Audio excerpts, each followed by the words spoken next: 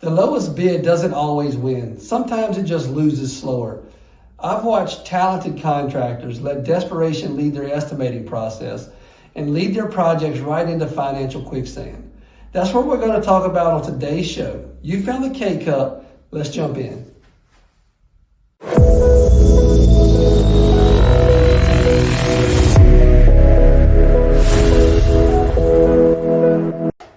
Well, welcome back to the K-Cup, episode 29, if you can believe it. We can. Feels like episode 29, doesn't it, Johnny? Yeah, 290. 290. Anyhow, we are here with K-Cup episode 29, and we're kind of piggybacking on a prior episode that we did that we called Bid Day Chaos. Some of you may remember that. It was probably one of our most watched videos and most listened to episodes.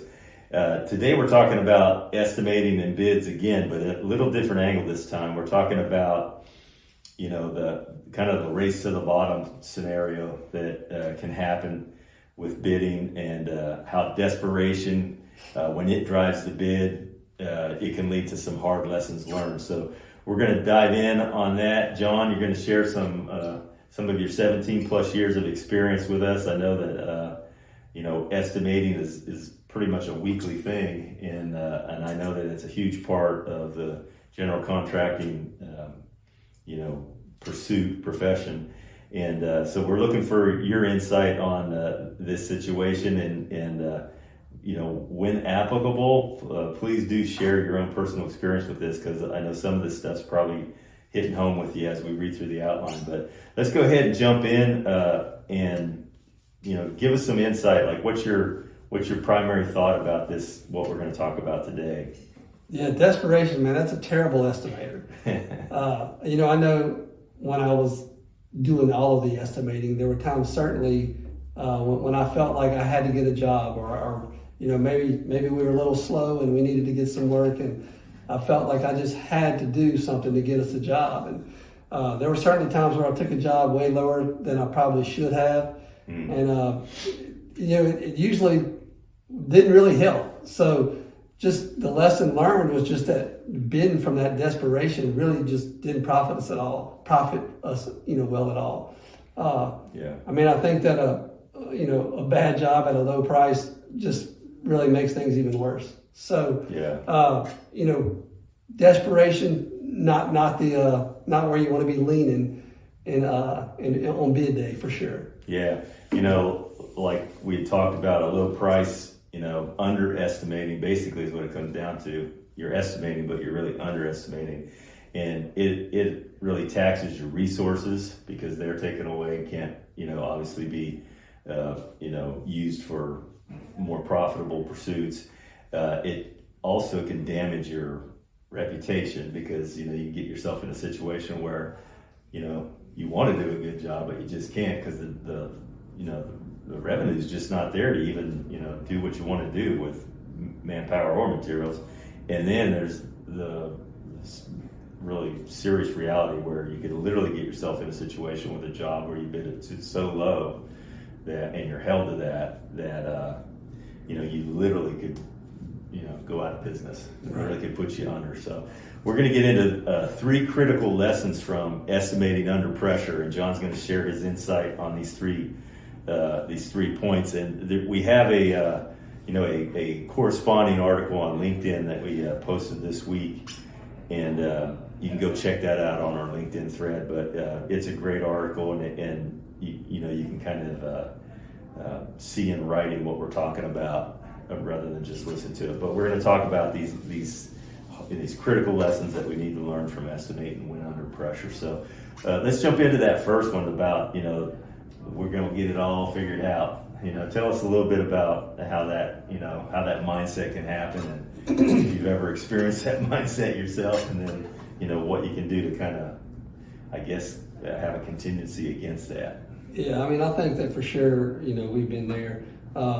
In the opening thought, just talking about bidding out of desperation, certainly it leads to that mentality. Like, okay, we need a job. Like, let's go be aggressive. Let's take it, let's take it low as we can take it, and we'll figure it out. We'll maybe leave a a scope off that we think we can handle in-house very easily. Yeah. Or there's a bunch of different ways that you could, fall into this kind of figure it out category. For sure. But definitely, not a place you want to be. Now that we have estimators, and I tell our estimators all the time is, don't bid out of desperation. Don't bid because we hadn't got a job in a long time and you feel like we need to get one. We're not looking at we're not looking at or grading their performance, if you will, on whether we're getting jobs or not. I mean, we want to look at the estimate. We want to know that there was no holes in it. We want to know that the scopes are covered. We want to know that, it's really close to meeting the numbers that we know that we need, that kind of thing. And the point behind that is so they don't fall into this desperation trap or this we just got to get a job. Yeah. But I think that probably how we fall into this now, this was early on. I certainly had that tactic and tried to do that a few times. I'm gonna just get this job, figure out how to do it, get the right subs that can meet the price or whatever it is, and figure it out. And we definitely went through some rough patches, on a couple of jobs trying to do that process, if you will. Yeah. But I think how we fall into it now, if we're not careful, is we'll get to where we just want to be the general contractor. Man, this guy's beat us on the last 3 jobs or whatever. We gonna beat him. Yeah. And we don't really look at it that we're trying to make it work. But at the end of the day, when you have to get low enough to beat that particular contractor or whoever it is, then you're technically back at that. We're figuring it out because your job don't make your numbers. You're not hitting all the checkpoints that you typically would on your bid. So that's one way that our estimators and even myself can fall back into this by just getting caught up on trying to beat a particular contractor. Yeah, and I mean it's no secret that a lot of times that after we've submitted bids and we get the bid tab back, that we just sit around scratching our heads wondering how did they take this job at that price? I mean it happens. Yeah. And like you said, we don't want to fall into that. Sometimes this competition just becomes part of it. We start wanting to compete, and that's right. Like you say, you just get fed up with being number 2, and you want to take one and and win one. But and that's happened quite a few times where, and I guess I can think of a project recently in the last year or 2 that I bid actually that I was the estimator. We had a lot going on. And we were kind of, we needed a job or 2. And honestly, I probably went at that way more desperate than I should have. And it was kind of a lesson to me all over again. But I was really able to, share that experience with our estimators. Look, I was filling in the gap for you guys today, going to estimate this job. And I did everything that I tell y'all not to do. Yeah. And we got the job. And we blew out the competition on this one. It happened to be an invited bid. There was not, as many bidders. Yeah. And, I was taking that into consideration, but I was just bidding from such a desperate spot that I didn't really take it in, I really didn't let it add up, if you will. Typically in those situations, we know that, those jobs are probably going to go for a better margin. Yeah. You're usually against, pretty quality contractors that are working off of their numbers and not just trying to be dirt cheap. And so I didn't take all that into account, and I did, but I didn't weigh it as heavy as it should have been weighted. And anyway, so I was able to take that and share with them, look, this is exactly what I'm telling you guys not to do. Here I am doing it, been doing this for a long time and still falling into the trap. So definitely something you need to kind of keep front of mind and let our estimators know, look guys, we're not grading you on this. We just want you to put out solid bids. If we get them, we get them. If we don't, we don't. Yeah, it's true. We don't want to let optimism become one of the metrics that we use in our estimating process. Because we always want to be optimistic about being able to take on a job and do a great job when we do, but we don't want that to be a factor in how we estimate. Thinking, well, like you said, this fallacy of we're going to figure it out. because next thing you know, we find ourselves in that situation, and that is not a fun place to be if you've ever been there. So definitely that's a great story that you shared with us, real life, experience about how it can happen even to someone as seasoned as yourself.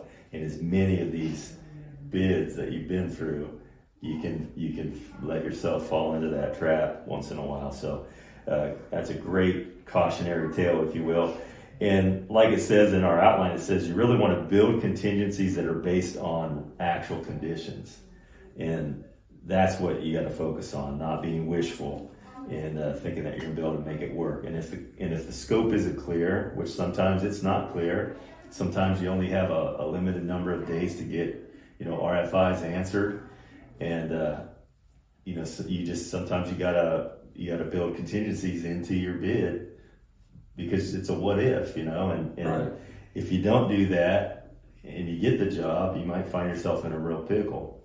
And if you do that, sometimes it's a good chance you're not going to get the project because, you're doing it right. So you guys got to be willing to walk away, I guess is what I'm saying. We're pretty good about leaning on the side of worst case scenario. Yeah. I'm sure it costs us some jobs occasionally, but yeah, you just come out with a lot better comfort level leaning that way. Exactly. It's easier, I think, for everyone to sleep at night knowing that maybe you didn't get the job, but you're also not going to be laying there sleepless nights wondering how am I going to pay for this. So right. That's a bad situation to be in, especially in business. So, all right, great. So the old "we'll figure it out" is a fallacy. So don't fall into that fallacy if you're checking out the show today. Hopefully, Jon was able to drive that point home. Do you have a construction project, but you just don't know where to begin? Let us show you the steps that are necessary to make your project a reality. I'm John Kelly with Kelly Construction Group, and I wanted to jump in here for just a second and let you guys know that here at Kelly Construction, we're more than just a builder. We're your one-stop solution. We want to help you with planning, design, permitting, and construction. If this sounds like a solution you need, reach out to us today. We've left the links in the show notes. Set up a call. Now, let's get back to today's show.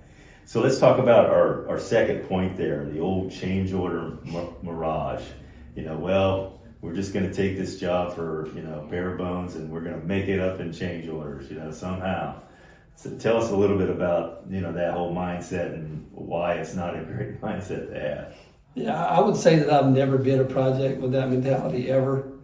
I've never went into a job banking on change orders to kind of bail us out or help us make money or whatever.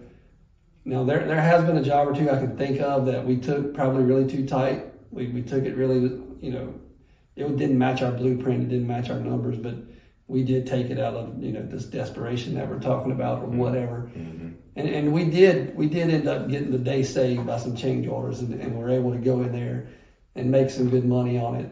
But like I said, I've never bid a job like that intentionally. Yeah. I've heard that there are plenty of contractors who will and do kind of, take that approach. I'm sure. But certainly wouldn't advise it.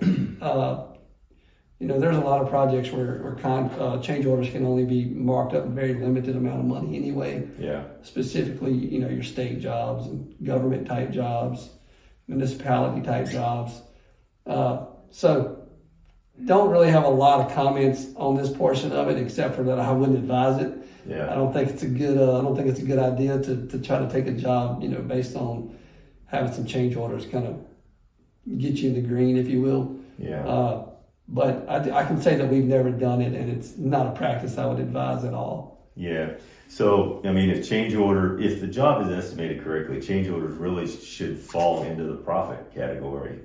If you've got everything covered in the scope, and even if the margin's not as fat as you'd like it to be, but it is covered and there is a margin there, technically the job's been estimated correctly. So that means that any change order that would come along after that should be profit if it's done properly. So basically, we want to let change orders be, for profit, not a survival strategy. Basically, is what we're trying to talk about. It shouldn't be your way of operating. Definitely. Trying to build a business on the hope of doing change orders. Well, too, there's so many areas that there's many small notes and all kind of, Yeah, a lot things of in your nuances. plans and specs that, they actually try to protect against change orders and that kind of thing. So sometimes it can be really difficult just to even claim there is a change, Yeah, for sure. Yeah, you could go into it thinking that that's going to be your tack, and then find out, that the architect and the engineers they're not going to go along with that plan, and they've got contingencies as well to guard against change orders for certain areas, certain parts of the scope. So it's definitely risky behavior, and definitely not a strategy for estimating. Yeah, no, I agree completely. All right, cool. So let's go ahead and get into our third point here, and talking about really just the repercussions of underestimating, which is really the biggest estimating error you can commit, is just underestimating. And we've basically have talked about the fact that we do see a lot of that. If you're in the industry for any amount of time, you're going to be an eyewitness to people underestimating all the time, and it's just a fact. And so talk about the effects of being a chronic underestimator, and what it can do to you as far as a business person is concerned. Yeah, the first thing I think of is cash flow, or the first things I think of is just cash and personnel. I mean, if you're underbidding specifically, if you're taking a project too lower than cost, then you're taking some of your money to be able to make this job happen. Yeah. But even if you're just taking it at a really low margin, you're having a cash flow, and it puts a strain on your cash flow. I mean, Yeah. there's lots of subcontractors, there's lots of material vendors that want payment in advance or before we're paid. Yeah. So you're putting that money out in the front, and you don't have a big margin. You're already not working with a lot of money. And if you're doing this time and time again, you also probably don't have a huge cash reserve, because you're not making a lot of money Exactly. on a lot of these jobs. That's right. So it really puts your cash, it really puts your financial picture in stress. Mm-hmm. And when that's stressed, everything's stressed. Yeah. But the other part of it is, and unfortunately this has happened to us, a time or two, to where we had a bad job that was, maybe a complicated job, or maybe it was just for a client that we really needed to go in and do a good job. So we end up having some of our best resources, some of our personnel that could really make us the most money, tied to a job where they were not really making us any money. Yeah. For long periods of time. Yeah. So we got this job because we felt like we needed work. It's paying minimum, and it's tying up all the other things that we need, cash and people, to really go make the money that we need. Yeah. So that's something that I've seen firsthand, and not just here. I've seen that in plenty of companies. Yeah. It's something that we work pretty hard to not fall into these days. Yeah. And I think you can see that on most of our bids and our estimates. I mean, we're rarely, we're very competitive almost always. Yeah. So we're rarely in there, winning jobs by huge margins or anything like that. So Yeah. so that's the mindset. We're just trying to stay out of those type of traps. Absolutely. So what about the effect on relationships with the project owners?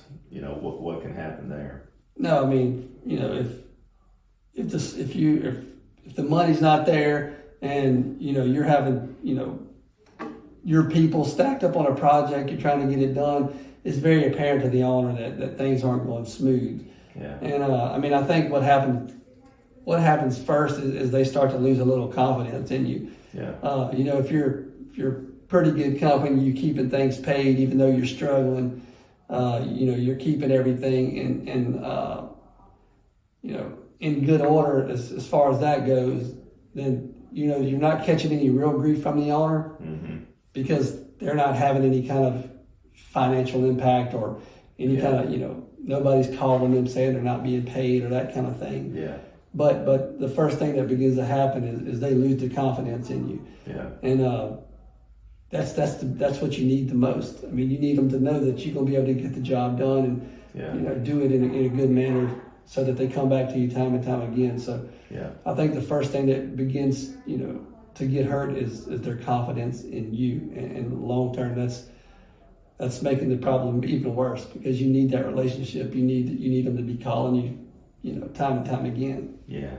Yeah, you literally can buy yourself into a job that you can't afford to do. So the constraints become impossible. And even for, a company that lives and breathes integrity, it's still putting you up against the wall and really making it, it's, you could say next to impossible, but we never say die, we never say quit. So right. We're going to get it done at whatever the cost is to us. But like you said, it's hard not to be able to observe that you're paying that cost, even by the project owner, even though they don't really appreciate, the complexity of what it takes for you to even be there to do the job, and how those impossible constraints, like doing it for, little or nothing, right, can really affect you, Yeah, at the end of the day, like you say, they don't really see any of that. I mean, they just know that we said we could do a job for this price. Yeah. And they don't really care about the details. That's right. It should be, in their mind, and rightfully so. Yeah. It should be the best thing they could get. You know what I mean? Exactly. Yeah. So, anyways, your reputation is huge when it comes to this type of thing, and another big problem with underestimating is that you're constantly putting your reputation at risk, and really the business itself at risk. Like you said, you alluded to, over time, if you do this consistently, you're never going to be sitting on a very good reserve of cash flow, because you're constantly on these paper thin margins, or even below margins, below cost. And so the first time a hiccup comes in a job, you're kind of like, you're either going to do substandard work, you're going to find some corner to cut, right. It's not going to go well for you. So yeah, I mean, you tie up your people. You're stacking them up on jobs that, you want to make a good presence. You want the owner to see that you're trying to get this done. Yeah. But that really kills you. I mean, yeah. The other jobs that you have coming up that need some real good attention, just not a good move. Yeah, for sure. All right. So, any closing thoughts? That's going to wrap up this short and sweet little episode about letting desperation drive our bidding process. Any closing thoughts on it, John? Yeah, I mean, I think that if you want a healthy bottom line, just keep desperation out of the picture. Yeah. Figure out a way to get some work. Figure out a way, go shake some trees, go do something. Yeah. But don't let desperation guide your estimating process. Yeah. Otherwise, your bottom line won't be where you want it for sure. Yeah. I kind of like the thought, to double down on accuracy. Just hone your craft at estimating and keep just sharpening that pencil and getting better at that, instead of trying to be more aggressive. Actually be more accurate. And if you are accurate, like you said earlier, and you don't get the project, at least you can sleep at night knowing, well, probably shouldn't have had it then, if you couldn't get it for that number that you submitted. So. I mean, I think you got to know your numbers. You got to know what you got to make on a job, and that has to be your lowest point. If you can't make the numbers that you need to make, it just needs to be a no. That's right. Absolutely. All right. Well, thanks for sharing all that insight. We appreciate it. Hopefully, those of you listening are getting some benefit out of this. This is a phenomenon that we see a lot in the contracting space. We see a lot of, like I said, we scratch our heads sometimes when we look at the bid tab and just say, how? How is this even possible? But nonetheless, it continues. So hopefully we can improve the industry as a whole just by helping to educate other contractors and contractors that are coming up in the ranks to understand why it's really a bad idea to let desperation for work and drive your bidding process and your estimating process. So anyways, thanks for sharing all that with us, John. Hope y'all come back next week for another episode. Again, this is episode number 29. We're rolling towards our next goal, which is 50 episodes is our next milestone, just to keep you informed as to what our goals are here. And we know that that's going to mean a lot for the podcast if we just continue till then. So we're going to be here, so you can count on that happening. And please take just 2 seconds and give us a thumbs up on this and this episode, and please subscribe. 90% of the people that listen to the podcast aren't subscribed, and that's pretty much across YouTube. That tends to be a phenomenon. So please, let's build this community around this industry, and we want to grow the show to help all those that are into the commercial industry, whether it's commercial real estate, architecture, design, engineering, or you're a contractor or a subcontractor in this space. We think that there's a lot of opportunity here for all of us to grow and learn. So, but we need your subscriptions to the podcast so that they send it out to more listeners. So anyways, glad you were here. Thanks for being here. We look forward to seeing y'all and being with y'all again real soon. That's it. That's all. That's all, folks.